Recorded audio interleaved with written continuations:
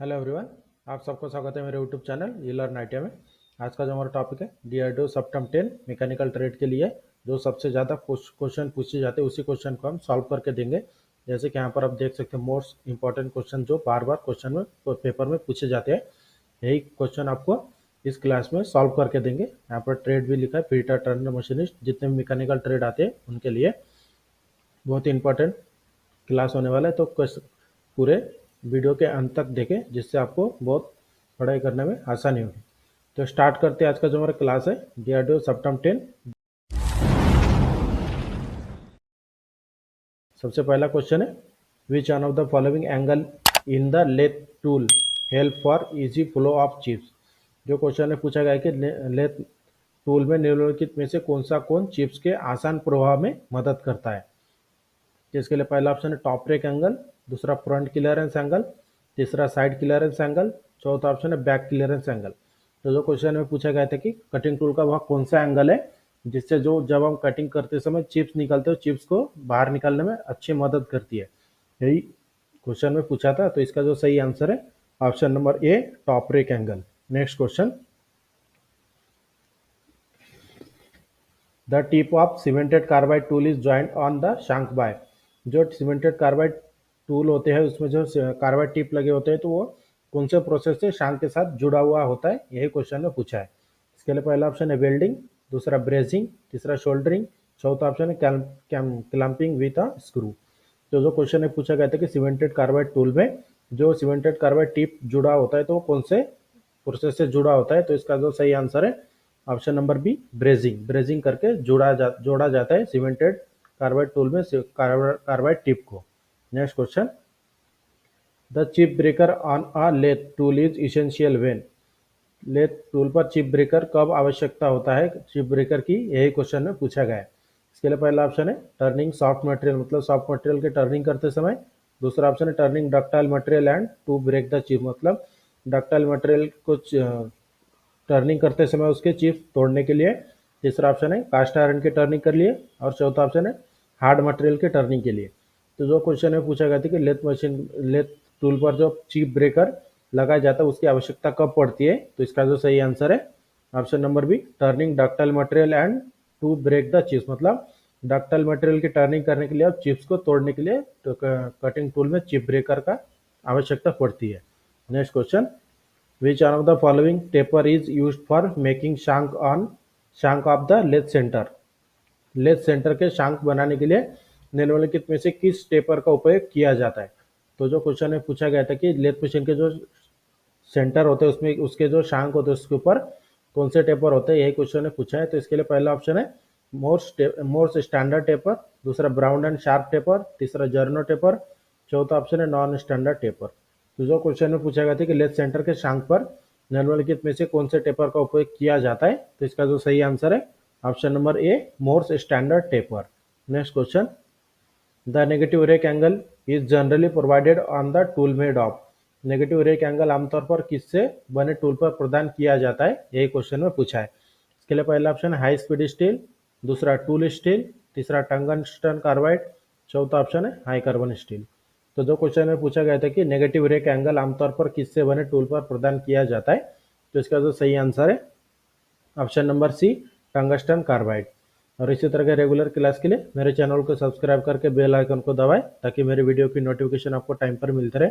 इस तरह के रेगुलर क्लास हम आपको एग्जाम होने तक करवाएंगे और हर एक क्लास के जितने भी क्वेश्चन होते हैं आपको डिस्क्रिप्शन में पीडीएफ की लिंक मिल जाएगी।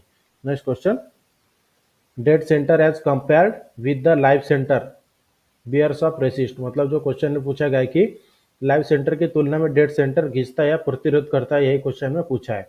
इसके लिए पहला ऑप्शन है नो फ्रिक्शन, मतलब बिल्कुल घिसाव नहीं होता है। दूसरा इक्वल फ्रिक्शन, मतलब दोनों का फ्रिक्शन एक समान होता है। तीसरा ऑप्शन है कम फ्रिक्शन और चौथा ऑप्शन है ज़्यादा फ्रिक्शन। तो जो क्वेश्चन में पूछा गया था कि लाइव सेंटर की तुलना में डेड सेंटर घिसता या प्रतिरोध करता है, तो इसका जो सही आंसर है option number D more friction. Next question, what effective change will occur to the tool geometry if the cutting tool is set below the center height on the lathe। जो क्वेश्चन में पूछा गया है कि यदि cutting tool को lathe पर centre की ऊंचाई से नीचे सेट किया जाए तो टूल ज्योमेट्री में क्या प्रभाव परिवर्तन होगा, यही क्वेश्चन में पूछा है। इसके लिए पहला ऑप्शन है फ्रंट क्लियरेंस एंगल इंक्रीज, मतलब फ्रंट क्लियरेंस एंगल बढ़ जाएगा। दूसरा ऑप्शन है फ्रंट क्लियरेंस एंगल कम हो जाएगा। तीसरा ऑप्शन है front clearance angle remain the same, मतलब सेम ही रहेगा। और चौथा ऑप्शन है front clearance angle become zero, zero front clearance हो जाएगा। तो जो क्वेश्चन में पूछा गया था कि यदि कटिंग टूल को लेथ पर सेंटर की ऊंचाई से नीचे सेट किया जाए तो टूल ज्योमेट्री में क्या प्रभाव पड़ता है, तो इसका जो सही आंसर है option number A, front clearance angle increase, मतलब फ्रंट क्लियरेंस एंगल बढ़ जाता है। Next question, which one of the following tool post is easy for setting the tool centre height of the tool in a lathe.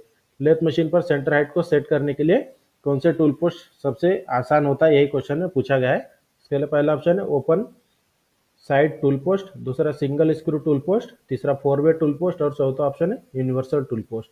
तो जो question में पूछा गया था कि लेथ में टूल के टूल सेंटर की ऊंचाई सेट करने के लिए निम्नलिखित में से कौन सा टूल पोस्ट आसान होता है, तो इसका जो सही आंसर है option number D, universal tool post, या फिर इसे क्विक चेंज टूल पोस्ट भी कहा जाता है। Next question, which one of the following is not a part of the taper turning attachment. निम्नलिखित में से कौन सा टेपर टर्निंग अटैचमेंट का पार्ट नहीं है, यही क्वेश्चन में पूछा है। इसके लिए पहला ऑप्शन है गाइड ब्लॉक, दूसरा स्लाइडिंग ब्लॉक, तीसरा गाइड बार, चौथा ऑप्शन है कैरियर। तो जो क्वेश्चन में पूछा गया था कि निम्नलिखित में से कौन सा टेपर टर्निंग अटैचमेंट का पार्ट नहीं है, तो इसका जो सही आंसर है option number D, carrier. Next question, when using a yoke type taper turning attachment the depth of cut is given by। yoke type taper turning attachment का उपयोग करते समय डेप्थ ऑफ कट किसके द्वारा दी जाती है, यही क्वेश्चन में पूछा है। इसके लिए पहला ऑप्शन है क्रॉस स्लाइड, दूसरा कंपाउंड स्लाइड, तीसरा टेलीस्टॉक, चौथा ऑप्शन है एडजस्टिंग द टूल। तो जो क्वेश्चन में पूछा गया था कि योक टाइप टेपर टर्निंग अटैचमेंट का उपयोग करते समय डेप्थ ऑफ कट किसके द्वारा दी जाती है, तो इसका सही आंसर है option number B, compound slide. Next question, in the parting off tool which angle will help the tool to penetrate into the work without running at the side. जो question में पूछा गया है कि पार्टिंग ऑफ टूल में कौन से angle tool को किनारों पर बिना चलाए काम में अंदर जाने में मदद करता है। इसके लिए पहला ऑप्शन है टॉप ब्रेक एंगल, दूसरा फ्रंट क्लियरेंस एंगल, तीसरा साइड क्लियरेंस एंगल, चौथा ऑप्शन है बैक क्लियरेंस एंगल। तो जो क्वेश्चन में पूछा गया था कि पार्टिंग ऑफ टूल में कौन से एंगल टूल को किनारों पर बिना चलाए काम में अंदर जाने में मदद करता है, तो इसका जो सही आंसर है option number D, back clearance angle. Next question, taper turning by using compound slide method can use the following defect.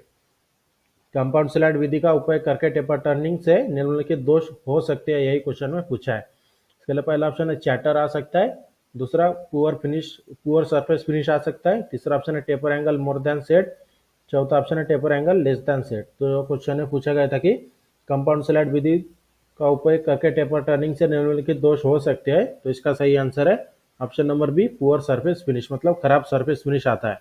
Next question, which one of the following factor will not influence the selection of the cutting speed। निम्नलिखित में से कौन सा कारण cutting speed की गति को selection को प्रभावित नहीं करता है। इसके लिए पहला ऑप्शन है diameter of the work piece, मतलब जॉब की डायमीटर, दूसरा वर्क जॉब का मटेरियल, तीसरा टूल का मटेरियल, चौथा ऑप्शन है जो ऑपरेशन हमें करना है। तो इसके लिए जो क्वेश्चन में पूछा गया था कि निम्नलिखित में से कौन सा कारण कटिंग स्पीड की सिलेक्शन के लिए प्रभावित नहीं करता है, तो इसका जो सही आंसर है option number D, diameter of the work piece, option number A, diameter of the work piece. Next question, in single way tool post the centre height of the tool tip can be adjusted with the help of. Question में पूछा गया कि fix single way tool post में tool tip के centre की ऊंचाई को किसकी सहायता से एडजस्ट किया जा सकता है। इसके लिए पहला ऑप्शन है रॉकेट आर्म, दूसरा ऑप्शन है रिंग बेस, तीसरा rocket arm and ring base both, चौथा ऑप्शन है नॉन ऑफ द मेंशन। तो जो क्वेश्चन में पूछा गया था कि सिंगल वे टूल पोस्ट में टूल टिप के सेंटर की ऊंचाई को किसके सहायता से एडजस्ट किया जा सकता है, तो इसका सही आंसर है option number C, rocket arm and ring base both, मतलब रॉकेट आर्म और रिंग बेस दोनों की सहायता से हम एडजस्ट कर सकते हैं। Next question, which when the threading tool reach the end of the thread the tool should be। जब थ्रेडिंग टूल थ्रेड के अंत तक पहुंच जाता है तो टूल कहां पर होना चाहिए, यही क्वेश्चन में पूछा गया है। इसके लिए पहला ऑप्शन है left in the groove and reverse the work piece, दूसरा ऑप्शन है withdraw after stopping the machine, तीसरा ऑप्शन है withdraw while the tool is taking cut, चौथा ऑप्शन है withdraw after removing the workpiece. जो क्वेश्चन में पूछा गया था कि जब थ्रेडिंग टूल थ्रेड के अंत तक पहुंच जाता है तो टूल कहाँ होना चाहिए, तो इसका जो सही आंसर है option number C, withdraw while the tool is taking cut, मतलब कटिंग टूल काटते समय वापस ले लिया जाता है। Next question, M30 thread is rough cut using a thread roughing tool. Which one of the following is the correct procedure for aligning the finishing tool with the thread groove? जो question है पूछा गया है कि thread roughing tool का उपयोग करके M30 thread को रफ कट किया जाता है थ्रेड ग्रूव के साथ फिनिशिंग टूल को अलाइन करने के लिए निम्नलिखित में से कौन सी एक सही प्रक्रिया है। इसके लिए पहला ऑप्शन है work stationary tool adjustment, tool adjust the position in the groove by compound slide and cross slide. दूसरा ऑप्शन है work stationary tool adjusted and position in the groove by carriage handwheel and cross slide handwheel. तीसरा option है work removing half nut engage tool position in the groove by compound slide and cross slide. और चौथा option है work removing half nut engage tool position in the groove by carriage and cross slide and handwheel. जो question में पूछा गया था कि thread roughing tool का उपयोग करके M30 थ्रेड को रफ कट किया जाता है थ्रेड ग्रूव के साथ फिनिशिंग टूल को अलाइन करने के लिए निम्नलिखित में से कौन सी एक सही प्रक्रिया है, तो इसका सही आंसर है option number C, work removing half nut engage tool position in the groove by compound slide and cross slide, मतलब work revolving half nut engage compound slide और क्रॉस स्लाइड द्वारा ग्रूव में लगाया गया tool. Next question, the matching scroll thread on the back face of the chuck jaw of concentric chuck are। जो question में पूछा गया कि एक कॉन्सेंट्रिक चक के जॉ के पीछे के फेस पर मेल खाने वाले स्क्रॉल थ्रेड होते हैं, कौन से होते हैं, यही क्वेश्चन में पूछा है। इसके लिए पहला ऑप्शन है equal in number but unequal is pitch, दूसरा ऑप्शन है unequal is number but equal is pitch, तीसरा ऑप्शन है unequal is number and equal is pitch और चौथा ऑप्शन है equal is number and equal is pitch. जो question में पूछा गया है कि एक कॉन्सेंट्रिक चक जाके पीछे फेस पर मेल खाने वाले स्क्रॉल थ्रेड कौन से होते हैं, तो इसका सही आंसर है option number B, unequal is number but equal is pitch, मतलब संख्या में असमान लेकिन पिच में समान होते हैं। नेक्स्ट क्वेश्चन, किस types of taper is generally turn in the tailstock method, tailstock विधि में आमतौर पर किस प्रकार के टेपर को टर्न किया जाता है, यही क्वेश्चन में पूछा है। इसके लिए पहला ऑप्शन है इंटरनल टेपर, दूसरा एक्सटर्नल टेपर, तीसरा ऑप्शन है एक्सटर्नल और इंटरनल टेपर, चौथा ऑप्शन है नॉन ऑफ द अबव। तो जो क्वेश्चन में पूछा गया है कि टेलेस्टॉक विधि में आमतौर पर किस प्रकार के टेपर को टर्न किया जाता है, तो इसका आंसर है option number B, external taper. Next question, which one of the following is the benefit of the tailstock method, निम्नलिखित में से कौन सा टेलेस्टॉक विधि का एडवांटेज है, यही क्वेश्चन में पूछा है। इसके लिए पहला option power fit can be given, मतलब इसमें ऑटोमेटिक फिट दे सकते हैं, दूसरा ऑप्शन है अच्छी फिनिशिंग आती है, तीसरा ऑप्शन है maximum length of the taper can be produce, मतलब बड़े लंबाई में टेपर टर्निंग कर सकते हैं, और चौथा ऑप्शन है ऑल ऑफ द मेंशन। जो क्वेश्चन में पूछा गया था कि निम्नलिखित में से कौन सा टेलेस्टॉक विधि का एडवांटेज है, तो इसका सही आंसर है option number D, all of the above, मतलब कंपाउंड स्लाइड टेलेस्टॉक। जो क्वेश्चन में पूछा गया था कि टेलेस्टॉक विधि के एडवांटेज क्या है, तो इसमें से जो आप देख सकते हैं ऑटोमेटिक फिट भी दे सकते हैं, अच्छी फिनिशिंग भी आती है और लंबाई में हम टेपर टर्निंग कर सकते हैं। Next question, in the attachment method cross slide must be made रिक्त स्थान द लीड स्क्रू, अटैचमेंट विधि में क्रॉस स्लाइड को रिक्त स्थान लीड स्क्रू बनाया जाना चाहिए, यही क्वेश्चन में पूछा है। इसके लिए पहला ऑप्शन है फिक्स्ड विथ, दूसरा फ्रीली, तीसरा कैन नॉट से एनीथिंग, चौथा option none of the mention. जो क्वेश्चन में पूछा गया था कि अटैचमेंट विधि में क्रॉस स्लाइड को रिक्त स्थान लीड स्क्रू बनाया जाना चाहिए, तो इसका आंसर है फ्री फॉर्म, मतलब फ्रीली होना चाहिए lead screw. Next question, in attachment method the angle of swivelling the guide bar can be determined from this equation, tan of angle is equal to रिक्त स्थान। जो क्वेश्चन ने पूछा है कि अटैचमेंट विधि में गाइड बार को घुमाने का एंगल इस समीकरण से निर्धारित किया जाता है कि एंगल, तो जो क्वेश्चन ने पूछा गया है कि टेपर टर्निंग अटैचमेंट के सहायता से जब हम टेपर टर्निंग करते हैं तो उसका फॉर्मूला कौन सा यूज किया जाता है, यही क्वेश्चन ने पूछा है। तो इसके लिए पहला ऑप्शन है ब्रैकेट में d minus D divided by L, दूसरा ऑप्शन है d minus D divided by 2l, तीसरा ऑप्शन है d minus D divided by 4l, चौथा ऑप्शन है नॉन ऑफ द अबव। जो क्वेश्चन में पूछा गया था कि अटैचमेंट विधि द्वारा टेपर टर्निंग करते समय कौन सा फार्मूला का उपयोग किया जाता है, तो इसका आंसर है option number B, d minus D divided by 2l। Next question, in thread cutting the रिक्तस्थान feed should be equal to the pitch of the thread which is to be cut per revolution of the workpiece. Thread cutting में रिक्तस्थान feed की pitch के बराबर होनी चाहिए जिससे workpiece के प्रति चक्कर में काटा जाना है। तो इसके लिए पहला ऑप्शन है क्रॉस फीड, दूसरा लॉन्गिट्यूडनल फीड, तीसरा एंगुलर फीड, चौथा ऑप्शन है नन ऑफ द अबव। जो क्वेश्चन में पूछा गया था कि थ्रेड कटिंग में रिक्तस्थान फीड की पिच के बराबर होनी चाहिए जिससे वर्कपीस के प्रति चक्कर में काटा जाना होता है, तो इसका सही आंसर है option number A, cross feed. Next question, the chasing dial is mounted on the right end of the रिक्तस्थान। चेसिंग डायल कहाँ पर फिट किया जाता है, यही क्वेश्चन में पूछा है। तो इसके लिए पहला ऑप्शन है टूल पोस्ट के दाहिनी ओर, दूसरा ऑप्शन है एप्रोन के दाहिनी ओर, तीसरा ऑप्शन है हेड स्टॉक के राइट साइड में, या फिर चौथा ऑप्शन है नन ऑफ द अबव। जो क्वेश्चन में पूछा गया था कि चेसिंग डायल रिक्त स्थान के दाहिने सिरे पर लगा होता है, तो इसका आंसर है ऑप्शन नंबर बी, एप्रोन के दाहिने सिरे पर चेसिंग डायल लगा होता है। Next question, in chasing dial rotate as long as the half nut is रिक्त स्थान। चेसिंग डायल में डायल रोटेट करे जब तक कि हाफ नट रिक्त स्थान ना हो जाए। इसके लिए पहला ऑप्शन है एंगेज, दूसरा नॉट एंगेज, तीसरा ऑप्शन है एंगेज और नॉट एंगेज, और चौथा ऑप्शन है नन ऑफ द अबव। जो क्वेश्चन में पूछा गया था कि चेसिंग डायल में डायल रोटेट करे जब तक कि हाफ नट रिक्त स्थान ना हो जाए, तो इसका आंसर है option number B, not engage. Next question, the gear connecting on the lathe machine पर गियर कनेक्शन रिक्त स्थान होता है, यही क्वेश्चन ने पूछा है। इसके लिए पहला ऑप्शन ऑलवेज कंपाउंड, दूसरा ऑलवेज सिंपल, तीसरा मे बी सिंपल और कंपाउंड, चौथा option none of the mention.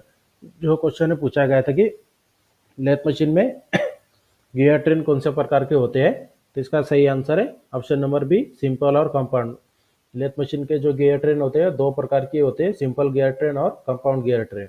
Next question, the gear on the stud shaft act as a रिक्त स्थान। क्वेश्चन में पूछा गया कि स्टड शाफ्ट पर गियर रिक्त स्थान के रूप में कार्य करता है, तो इसके लिए पहला ऑप्शन है ड्राइवर, दूसरा ड्रीवन, तीसरा none of can not say anything, और चौथा ऑप्शन है नन ऑफ द मेंशन। जो क्वेश्चन में पूछा गया था कि स्टड शाफ्ट पर गियर रिक्त स्थान के रूप में कार्य करता है, तो इसका आंसर है option number A, driver. Next question, which one of the following is also known as the Norton gear box. निम्नलिखित में से किसे नॉर्टन गियर बॉक्स के रूप में भी जाना जाता है, तो इसके लिए पहला ऑप्शन है सिंपल गियर ट्रेन, दूसरा कंपाउंड गियर ट्रेन, तीसरा quick change types of gear, चौथा option none of the mention. जो क्वेश्चन में पूछा गया कि निम्नलिखित में से किसे नॉर्टन गियर बॉक्स के रूप में भी जाना जाता है, तो इसका आंसर है option number C, quick change type of gear box. Next question, which types of centre is used while facing the job without disturbing the setting. बिना सेटिंग को डिस्टर्ब किए जॉब फेस करते समय किस प्रकार के सेंटर का उपयोग किया जाता है। इसके लिए पहला ऑप्शन है बॉल सेंटर, दूसरा पाइप सेंटर, तीसरा हाफ सेंटर, चौथा ऑप्शन है रिवॉल्विंग सेंटर। जो क्वेश्चन में पूछा गया था कि बिना सेटिंग को डिस्टर्ब किए जॉब फेस करते समय किस प्रकार के सेंटर का उपयोग किया जाता है, तो इसका आंसर है option number C, half centre. Next question, carbide or a hard alloy tip is braced into a ordinary steel shank. For which types of center the above sentence is true? जो question है पूछा गया था कि directly question हम थोड़ा simple कर देते कि कौन से सेंटर में कार्बाइड टिप लगा होता है, यही क्वेश्चन में पूछा गया था। इसके लिए पहला ऑप्शन है पाइप सेंटर, दूसरा हाफ सेंटर, तीसरा फीमेल सेंटर, चौथा ऑप्शन है टिप सेंटर। तो जो क्वेश्चन में पूछा गया था कि कौन से सेंटर में कार्बाइड टिप लगा होता है, तो इसका आंसर है option number D, tip centre. Next question, which types of center is used while machining the entire length of the job in on setting? Job की पूरी लंबाई को एक सेटिंग में मशीनिंग करते समय किस प्रकार के सेंटर का उपयोग किया जाना चाहिए, यही क्वेश्चन में पूछा है। इसके लिए पहला ऑप्शन है सुवेल वी सेंटर, दूसरा फीमेल सेंटर, तीसरा सेल्फ ड्राइविंग लाइव सेंटर, चौथा ऑप्शन है पाइप सेंटर। जो क्वेश्चन में पूछा गया था कि जॉब की पूरी लंबाई को एक सेटिंग में मशीनिंग करते समय किस प्रकार के सेंटर का उपयोग किया जाता है, तो इसका आंसर है option number C, self driving live centre. इस तरह से हमारा जो क्लास था आज डिआरडीओ सब्टेम्पटेड mechanical trade theory mock test, इसमें हमने आपको इंपॉर्टेंट 30 क्वेश्चन सॉल्व करके दिया है जो बार बार पेपर में पूछे जाते हैं। और इसी तरह के रेगुलर क्लास के लिए मेरे चैनल को सब्सक्राइब करके बेल आइकन को दबाएं ताकि मेरे वीडियो की नोटिफिकेशन आपको टाइम पर मिलते रहे। और वीडियो अच्छी लगी तो हमारे चैनल को सब्सक्राइब करके शेयर और लाइक ज़रूर करें।